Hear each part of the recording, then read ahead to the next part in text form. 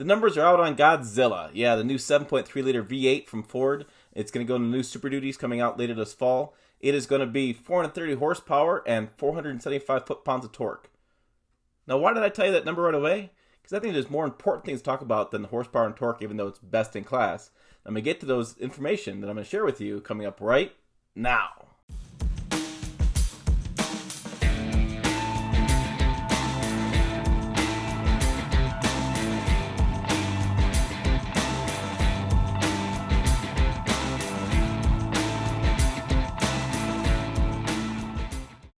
Hey, it's Tim Esterdahl, Pickup Truck Plus SUV Talk, and my passion is trucks and SUVs. If that's your passion too, hit subscribe, click the bell, and hit the like button for the video. So the numbers are out. It's 430 horsepower, make sure I have it right on the screen, and 475 foot-pounds of torque. So let's talk a few things about this engine. And it's interesting because there's long videos on this engine, but I think there's some very important key things that are make a difference for consumers, and here's what you need to know. Ford's saying it's best in class because, well, that's what Ford does. Everything's best in class. And so actually it is. The new 6.6 liter from GM is 401 horsepower and 464 pound-feet of torque. And so this is best in class horsepower by 20 and best in class foot-pounds of torque by, 11? Yeah. It also bests the old 6.4 liter Hemi V8. I say old because this is a little bit older engine. 410 horsepower and 429 pound-feet of torque. And so you're going to have some differences there in overall output. And if you're looking for the best-in-class, biggest, output, Ford's going to have it. However, I think there's some other differences here that make kind of a difference. All right, before I get too far into it, I want to make sure I get the information correctly. So it's a Windsor-built engine. It's going to be an option for the 2020 Ford F-Series. That's going to be the 250, 350, and 450. That's what Ford considers those F-Series Super Duty pickups to be. It'll be standard on their medium duty. That's the F550, 600, 650, and 750. That new 600, I'll put a video link above. That's the new one they came out with. It's also going to be standard on the F53 and F59 strip chassis. That's some chassis cabs they build out. And I should point out that's 430 horsepower at 5,500 RPMs and 475 foot-pounds of torque at 4,000 RPMs. And so make sure you keep that difference. There's also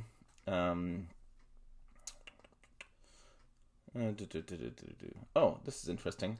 There's a dyno certified version of 7.3 liter V8 producing 350 horsepower at 3,900 RPMs and 468 foot-pounds of torque at 3,900 RPMs. That's standard on the F450, 550, 600, 650, 750. So it's those two strip chassis. So it's interesting here. They're going to do two different versions of this. The new 7.3 liter will be joining the 6.2 liter V8 Super Duty lineup, and then this dyno certified version, this other one, will have less horsepower, less torque, and that's going to be on the medium duty. So it's really interesting what they're doing there. Interesting stuff. First of all, the Chevy and the Ram, Dodge Ram if you will, are hooked to transmissions with fewer gears. Ford is hooked to a 10-speed automatic transmission. Same 10-speed they're putting out throughout the lineup. They're using it in multiple applications. And so it's going to be interesting to feel the differences and when that torque is applied, what gear it's applied in as far as off the line speed. If it's going to hold first gear and get all that torque out there. If it's going to be a better towing experience because you're going to be able to have more of a longer torque curve and more smoother driving experience. I think that 10-speed transmission is going to be really interesting to talk about whether that's going to be a better towing truck overall just because it has additional gears. Or if you don't need that many gears, maybe 6 speeds really are the sweet spot. Maybe you can hold that line a little better. It's going to be interesting to see how the programming of the 10 speed is going to work out and what the driving experience is going to be. So I think that's a big issue.